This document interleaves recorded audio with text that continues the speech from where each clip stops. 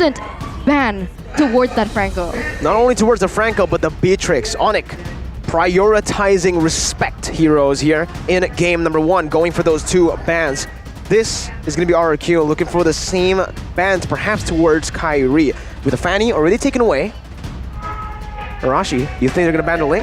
Will they ban the Akai though? That is also one of the big heroes considered, but they banned that Natalia, so they really seem to be feeling the threat of Keyboy's aggressive playmaking. And for Onic right now, are they gonna continue with the same pattern and go for prio heroes, or will they actually shift over and ban, have a more targeted ban towards RRQ? You know, coming into this draft, I mean, as we're watching the bans happen as well, it's just something that I wanted to highlight was the fact that Onic Esports, sometimes they play a little too experimental when it comes down to the drafting. So this time around, I hope they're serious about this. I hope they don't try to hinge their bets on weird drafts. But we see that the Claude is going to be the ban here for the side of Onic Esports. So interesting. Why ban the Claude right now? Well, they're trying to limit Skylar, because Skylar, Beatrix, and Claude, I think he can do a lot of work on these heroes. We've seen the impact you can do if you're adept at these 2 heroes. So I think they want to make sure that they can shut him down. They can, again, get 4 steps ahead by just shutting down that gold lane.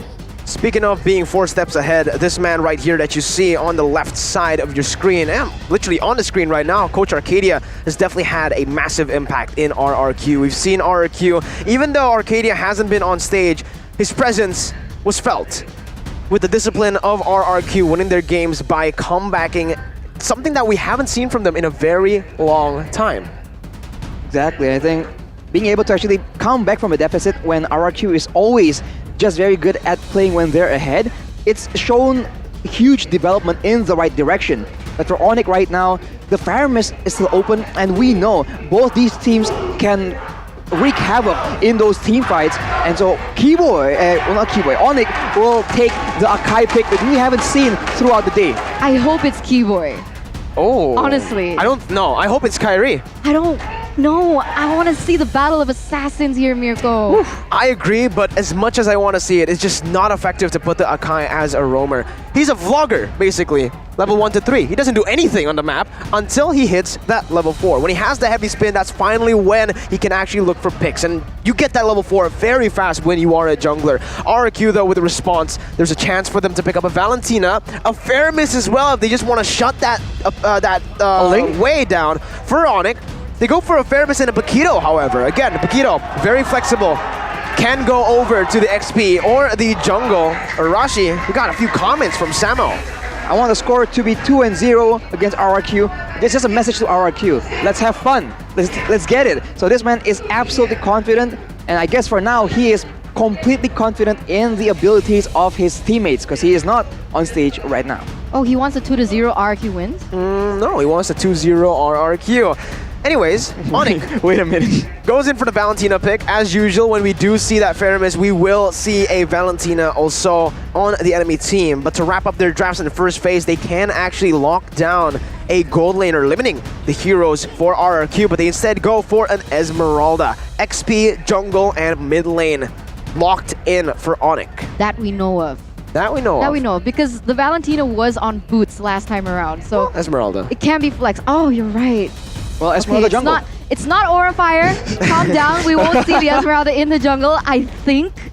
But yeah, now RRQ Hoshi with the last pick here in the first phase. Are they going to secure that gold lane? Because if it gets further limited, that puts very slim chance here. But actually, it's going to be the Ling for Albert himself. Fun statistic here in MPL ID Season 10. Ling has a 0% win rate. Wow. Jana QT played it earlier. We saw Sutsujin. Oh, he got the win. So it was sitting at a 0% before today. Yes. Yeah, today Sutsujin broke that curse.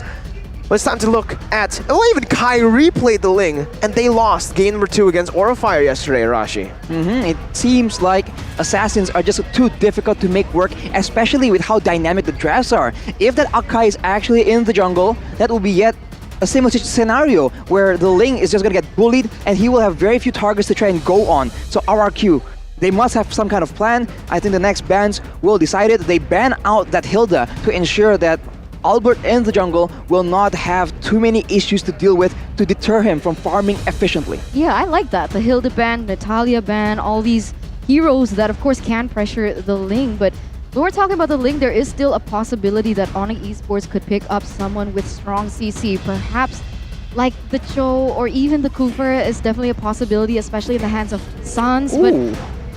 now, wait a sec. Okay, so Brody has been banned away. What's left for Skylar? Popol and Koopa? Clint?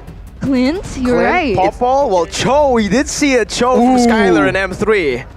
Man, the options are getting lower and lower for both these teams essentially, unless Onic is going to surprise us by putting something unexpected in the gold lane instead.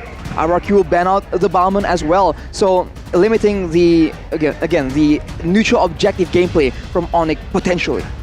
We have a comment though from Aura Fire's Godiva saying that Indonesia's top 3 roamers are Keyboy, Vin, and Samo. Samuel. He didn't put himself there. Very humble man, I suppose. Mm-hmm.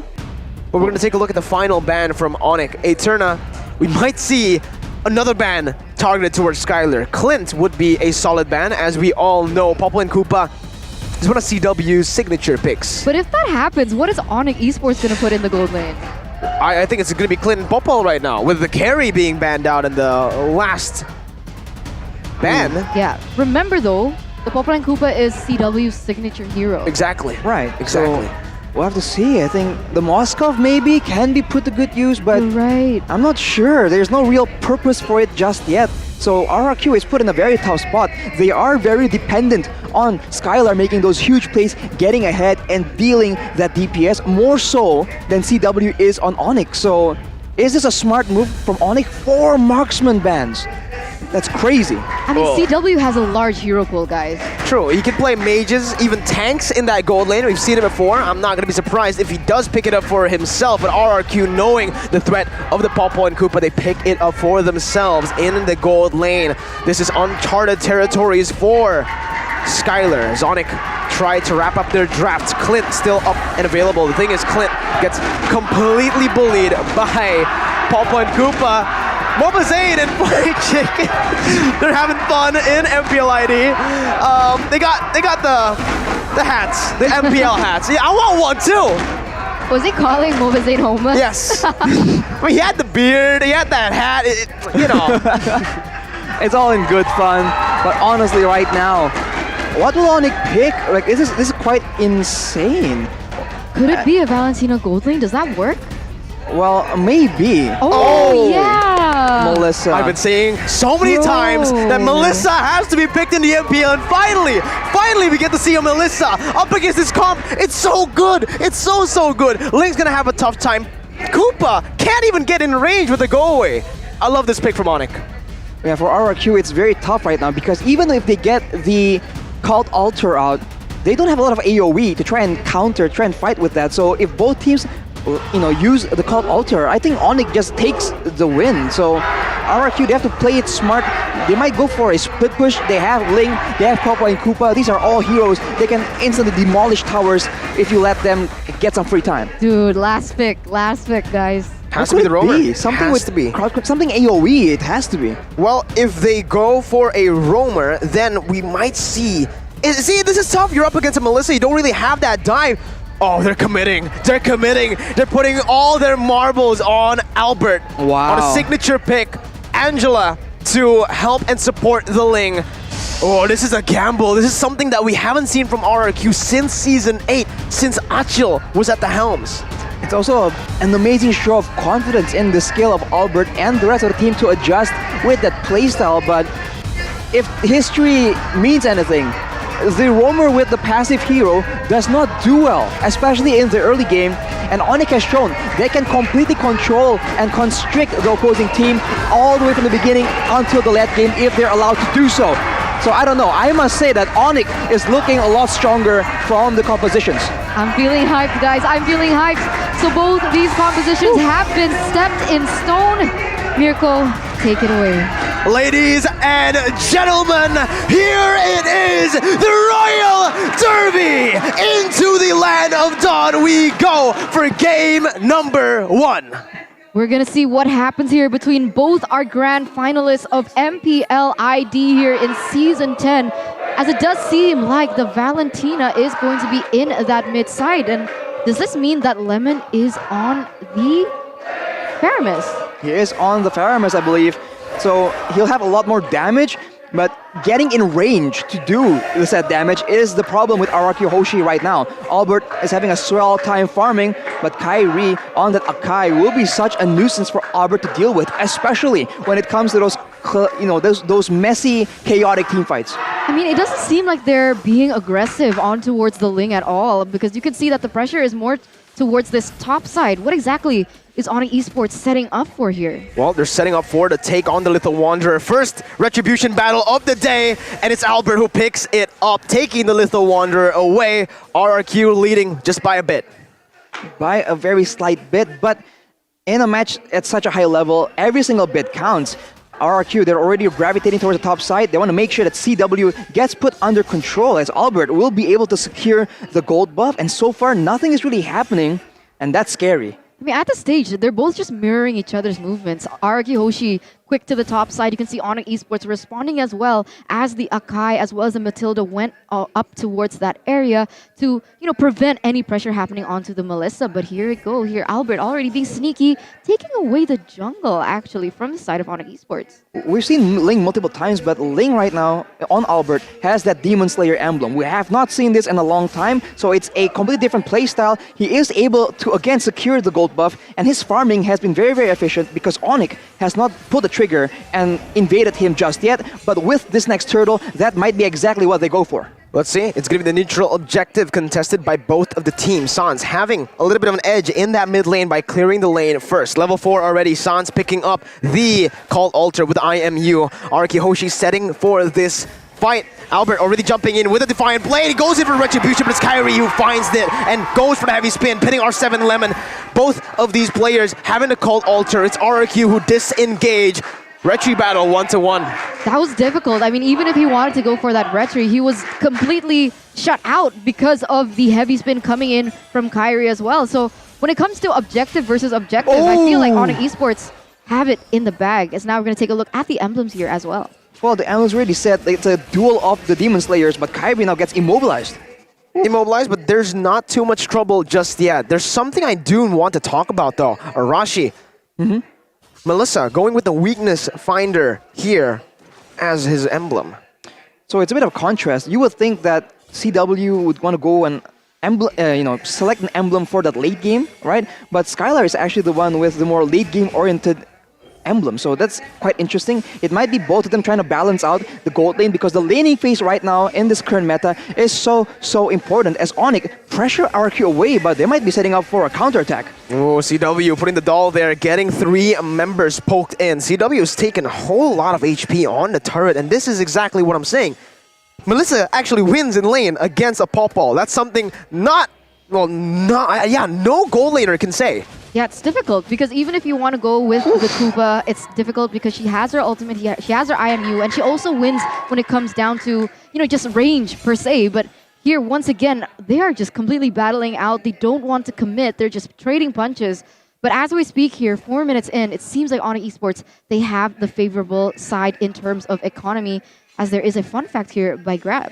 The last time Lemon was playing mid lane is the grand final of MPL ID Season 6 with the hero, which is Lunox. So it's a completely different look. We haven't seen him this way for a long time, but he goes in, he pulls Keyboy back, and right now the hard guard has already been used, so this might be a fight breaking out. Oh, it was actually Kyrie who takes the purple buff away with the Retribution. But now, Albert uses Retribution too. He just lost the battle. Kyrie 2 for 1 on the Retribution battles, and they will have more control over the next neutral objective. Second turtle of the game, Kyrie with no Retribution. Still, they have more control. Kyrie is going to be 2 levels ahead of Albert by the time this turtle falls. Yeah, they're not going to contest this one, and Kyrie, he looks like he wants more.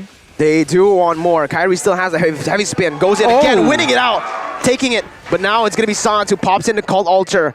Going to be able to rotate all the way to the top side where Skylar's going to be pinned, and that's the damage coming through from CW to take him down. Sans picking up first blood, and Onic Esports with a brilliant conversion after the turtle over the top side. That was such perfect timing as well, because he knew Kyrie knew that because Albert lost that retribution battle, his retribution would get popped up faster. So he went in and tried to contest that orange buff away from Ling, and it worked perfectly. As soon as he popped the retribution and was able to steal that orange buff away from Albert, then Albert's retribution popped up. So just brilliant timing, and they were able to snowball off of that and have pressure in that top lane. Albert is 2 levels below Kyrie right now, so Kyrie is absolutely dominating with the help of his team. This is what we've been talking about. You have a passive roamer, you have a passive early game as well. Albert is doing his best to actually farm around. He is doing it very efficiently, but it's not enough to catch up with the EXP and gold lead that Kyrie has on him. Look at CW again. Sans going for the dive onto Skylar. Has the Cult Ultra. Gonna lose it here as that's gonna be Skylar getting the shield, bringing back Koopa onto himself. But there's so much pressure on the goal lane. Meanwhile, Albert forced to use the retribution. Kyrie trying to steal once again. And Onic, they're building this confidence. Wow, I mean, who is Albert supposed to go for? Later on, it's going to be CW, but with a Matilda, with an Akai, with the Valentina, there's just so much coverage, there's so much crowd control that I don't know if Albert will even have a chance to show off his skills in the late game. Let's see. This is going to be the big question for RRQ Hoshi. The thing is, oh, there you go, Kyrie winning again. Way. But that time, Albert did not have the retribution. It wasn't a retribution battle, but Kyrie still was able to steal the orange buff away. It's not every day you see Albert's lane being shut down like this, and to the hands of Kyrie, it's not looking great at all for the side of RRQ Hoshi, as now Onic Esports, they have the momentum to be able to take this next turtle. They don't have the retribution just yet, but look at this. Oh, it's a collapse onto Albert, who has the purple buff. Tempest Blades defensively, and this again will just lead up to Onic getting a third turtle for free. 3,000 gold lead. Turtle Slain presented to you by the Samsung Galaxy A-Series. Kyrie gonna get stunned by the Bite-em Koopa as Melissa puts down the doll, dishing out the damage and taking the turret. Sans as well, poking them. Bite-em Koopa, stunning Sans, but there's no follow-up. There's no response from RRQ towards Onic's proactive movement. The one-sided drafting coming in from RRQ Hoshi has not paid off at all right now, as even Boots is able to put pressure onto Albert here. You would think Hebo was going to jump in there, and honestly, Onic Esports, they have pressure across the whole map. They went for the turtle earlier. Oh my god, Albert with the Tempest Blade still able to get away from the circling eagle, but Onic again in the back. R7 gonna get pinned by Kyrie. A brilliant pickoff, but RRQ still managing to get out. R7 didn't use the flicker. Very good calculation, but look at Onic. They're building again. This little wins coming in from Onic, amounting to a 4,000 gold lead, putting pressure all across the map to take turrets. Macro game on point for Onic Esports. Like earlier, we saw Kyrie go for the turtle, and Albert tried to capitalize and go for the purple buff, but right there are 3 members from Onic, so they are completely shutting down RRQ Hoshi. They feel no threat at all, because there really is not any setup, so they're never caught off guard. This is difficult, right? The one-dimensional draft, they put all their eggs in one basket on towards the Ling, and the Ling has been the center focus of Onic Esports. Kyrie, time and time again, denying those buffs away, even pressuring Ling away from his own jungle. It's gonna be so difficult. How can they come back from this? Because they're relying so heavily onto the Ling, and they're, I guess, now hinging their bets onto that Popolang Koopa, but is that going to be enough? That's a bit of a gamble, I must say. Albert later on, maybe going for the split push will be enough to try and equalize from RRQ Hoshi. They do have the global gameplay, right? With the flinch poise, with the hard guard as well, but that just seems too idealistic when you're going up against a team that is also solid in the macro department like Onic Esports. It doesn't feel like RRQ have, anything to work with right now. They built their composition on the fact that Albert, still getting the retribution there against Kyrie, but again, it was baited. That was planned by Onic Esports. They wanted to use the purple buff to bait out the retribution so that they can go to the Lord, and you can see again the forced errors from Onic. So brilliant. The macro plays coming in again strong against RRQ, who are currently getting outclassed. 5,000 gold lead. That's going to be the Lord taken for free. No contest whatsoever. Not even a retribution pop. Yes, yet. As Lemon, he's going to be forced to back away. There's nothing that they can do. Albert in his own jungle. I don't think he can do anything here. Kyrie jumps for the knock-up, and Albert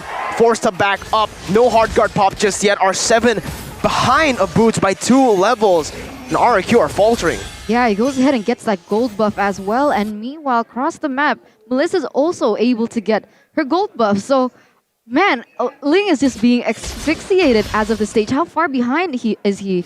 As now we're going to take a little look into the damage dealt here by Axe, and it turns out Sans has been dealing the most damage. And that's by a long shot.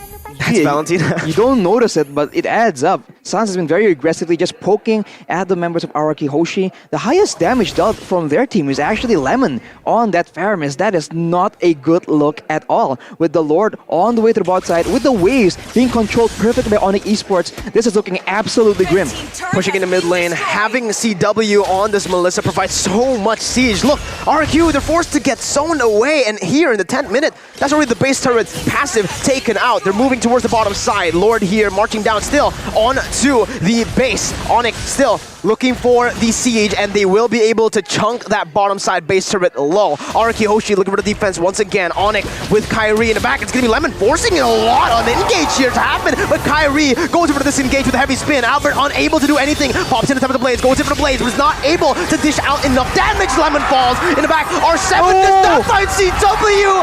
Oh my god! The clutch dash to get out of the jab, and it's a 1-for-0 for Onic Esports. Onic Esports now sitting at a comfortable lead, 10,000 gold to their name, and once again, RRQ Hoshi, they don't have an answer to the aggression coming in from Onic Esports. Boots comes in with a falling star moon, gonna get chunked, but again, it's Onic using this as just a distraction to pick up objectives on the map. They're losing turrets left and right. Base turret, final one, taken down up top by CW and Sans, and it's so good from Onic.